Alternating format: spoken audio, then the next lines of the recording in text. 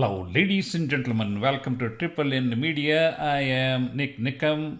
Vice President Kamala Harris has special provisions for black men so they can vote for her.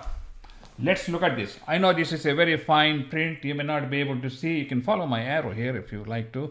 And I'm going to expand on each one of these points. So let's begin with the first point. The first point is provide 1 million forgivable loans up to 20,000 to black entrepreneurs and others who have a good idea but don't have resources, connections, or access to capital to get their businesses off the ground. Really? You have been in office for 3.5 years. You could have done it any time. Why haven't you done it? And why a forgivable loan? What does a forgivable loan mean? That means just a free handout? In other countries, they call this as bribe. You pay money to get a vote. That's what it boils down to. And why only black entrepreneurs? What about Hispanics, minorities, new immigrants like from Nepal, Asia, and other countries? Why can't they be given the same equal opportunity? Why are we separating just one ethnic group for favors while the same thing does not apply to all the other groups? Think about it. Let's look at the second point here. Launch a national health equity initiative focused on black men. Isn't it a shame? The blacks have been voting for Democrats for decades, and now you're talking about an equity initiative focused on black men. Why? There's nothing that the black men are discriminated when it comes to healthcare. I'm a doctor. I've been in medicine field for 50 years. I haven't seen anybody being discriminated based on their race or religion. And this whole statement makes absolutely no sense. Launching a national health equity initiative focused on black men.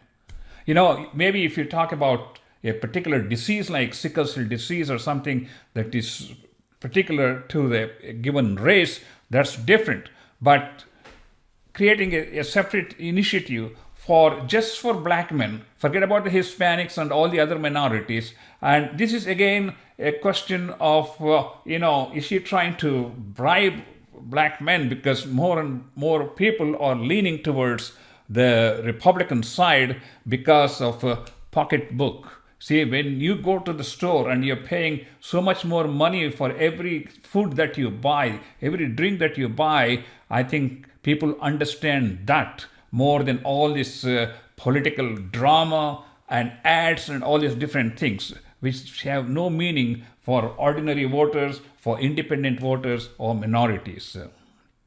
Legalize marijuana. This is the best one I like to tell you. Legalize marijuana at the federal level.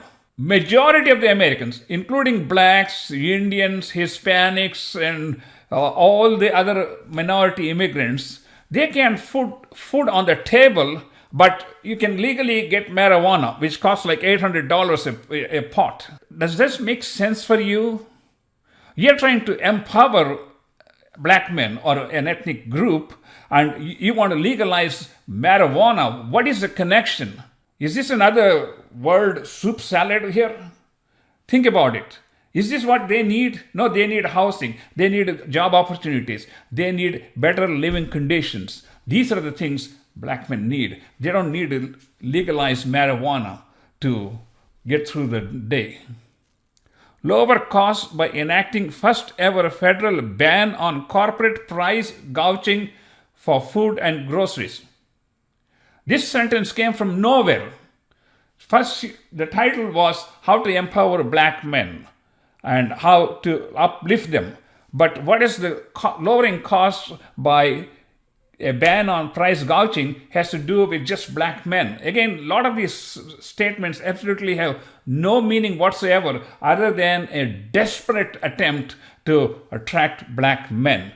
She knows that the black men are leaning towards somebody who can bring down the cost of goods, somebody who can bring down the cost of food, energy, and also somebody who can take home more money. They can feed their kids and make sure their kids are taught proper subjects rather than being taught things that are of total irrelevance for a 5-year-old or a 10-year-old kid in the school. Lower rent and provide down payment assistance to triple the number of new first-time black homeowners. Why only black homeowners? What about Hispanics people? What about the new immigrants like the Haitians and the Nepalese and Bangladeshis and even Indians? All these people, why just have a special favor? All of this boils down to a desperate attempt to hang on to the black votes. My question is, the blacks have been voting for the Democrats for decades. Why their lifestyle has not changed? That should give you the whole story. The blacks have been taken for a ride for decades by Democrats by promising a lot of things, and when the elections are over, they have done nothing. Actually, President Trump has done more to the black community than Obama or Kamala Harris. When Trump was in office, the blacks had the highest employment rate historically.